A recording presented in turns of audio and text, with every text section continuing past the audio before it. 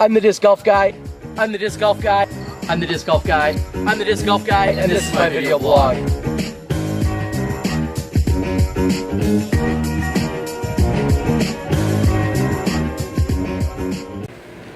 I'm the disc golf guy, and this is my video blog.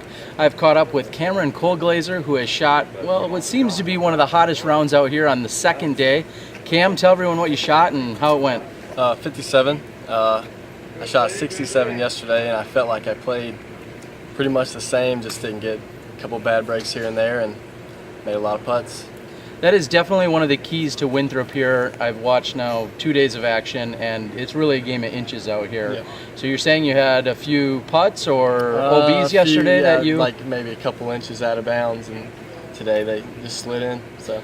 All right, so in order to shoot a 57, that's quite a few birdies. What would you say were some of your favorites out there? Or eagles even, in your case, probably. Yeah, I've eagled hole 10 both rounds, so that's one of my favorites because I feel like I can always gain a stroke there.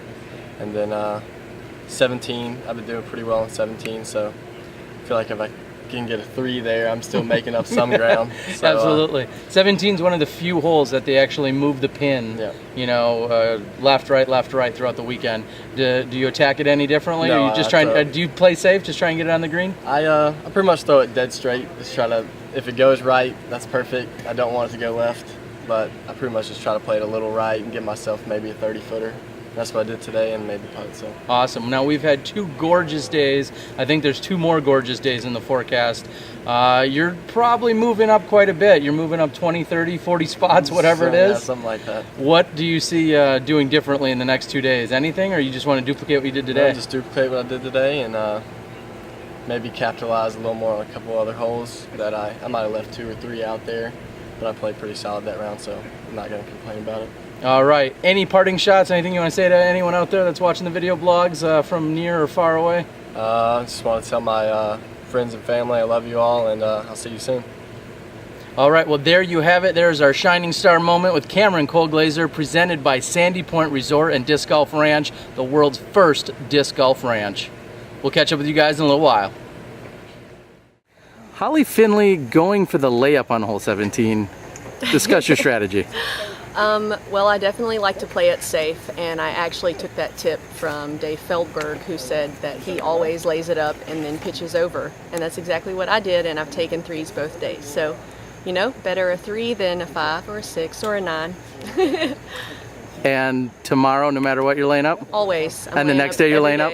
And next year you're laying up? Yes. All right. Well, good strategy. Thanks a lot. Paul McBeth on the quest for the Grand Slam. How'd you do today? Played good for 12 holes, but unfortunately there's 18 out there. And you got to play them all, they say. Yep. What are you going to do tomorrow? Pretty much attack it the same way, just the back 9 got me again.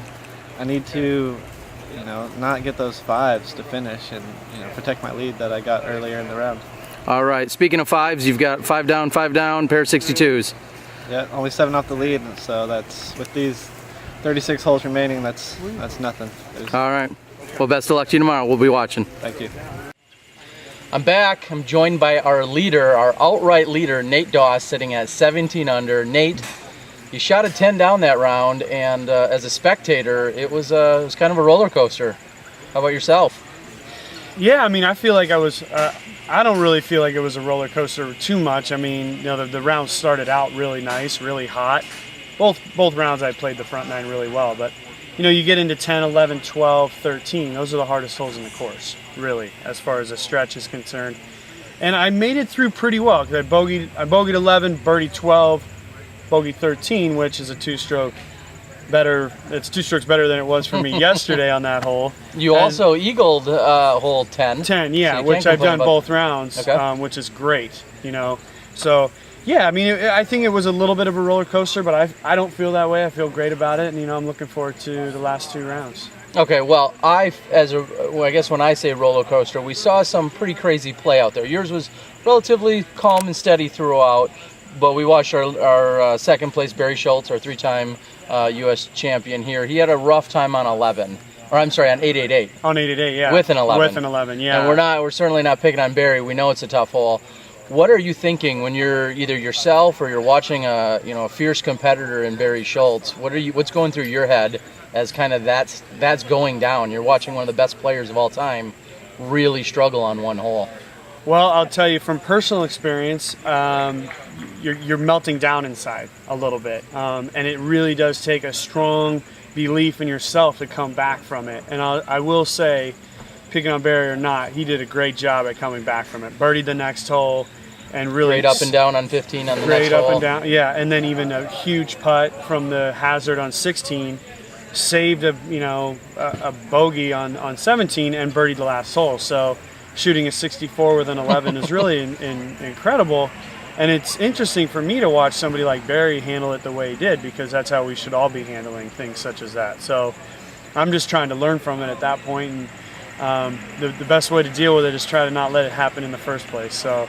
And I'll say it's very rare that we see any of our top players. That's something like I like to do, go out and give away a round on one hole. But to see our top players really struggle, he threw 7 shots and had 4 OBs on top of that. Right. And that is rare to see. And like you said, he was the consummate professional. Absolutely. Just took it and moved on, and then stepped right up and birdied the next hole, which isn't easy.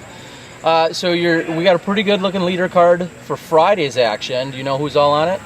I believe it's Steve Brinster, Dave Wiggins Jr., and Will Schusterick, if it all shakes out the way it's supposed to.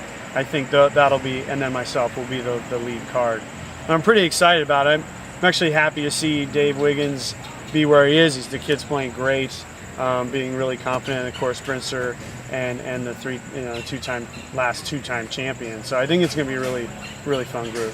I know you play with your own game, and every professional will tell that to you or give that as a tip. But is it ever a little disheartening to watch Dave Wiggins throw putters further than some of you guys throw drivers? I mean, it's a little bit ridiculous. I don't know how to really put this into words, but I'm actually impressed by it. And I've already accepted the fact that even at 28 years old, I'm not one of the longest throwers on tour. I think as I was younger, I felt like I could throw a little bit further, but I've always kind of been a step behind it.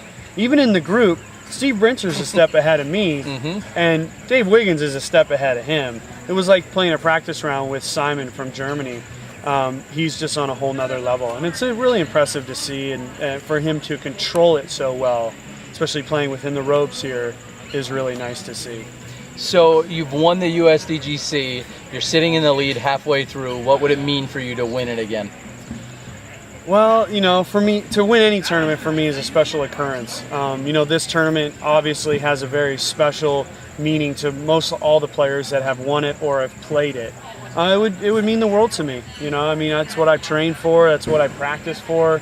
That's really, why I play, is to win big tournaments against the world's best players. And I'm actually looking forward to the weekend and just kind of seeing how it all shakes out. I'm going to try to play my game as best as I can, avoid the big mistakes, and hopefully coming down the stretch with hole 17 and 18 to play, I got a chance to win. I mean, that's really all you can ask. And it takes 4 rounds to do that. So it would mean the world to me, but it means a lot to me to even be competing. Awesome. Now, I gave you a hard time about your cute little project. You're inside the ropes. I still think it's a cute little project. Give one quick plug again where they can check out all the action for your cute little project. My cute little project. It's natedoss.com or the YouTube channel. Val's been putting together the inside the ropes from last year, continuing on into this year. It is a cute little project, but it's a lot of fun for me to be as completely honest as I can. And this year's videos have a little bit of a different perspective. So it's been a lot of fun, but yeah, it's very cute. Good. Well, and I'm going to go ahead and say it for you. I'm sure I've seen Val does a phenomenal job, and you're very fortunate and lucky that she steps up and does all that extra work. And thanks to Val for everything she's doing to bring more stuff to all of us disc golfers. Yes, yes. All right. Well, with that being said, this is Nate Doss. I'm Terry Miller, the disc golf guy, and we'll be back out here for Friday's action at the USDGC. Oh yeah. Oh yeah. I don't always visit northern Wisconsin, but when I do, I visit Sandy Point Resort.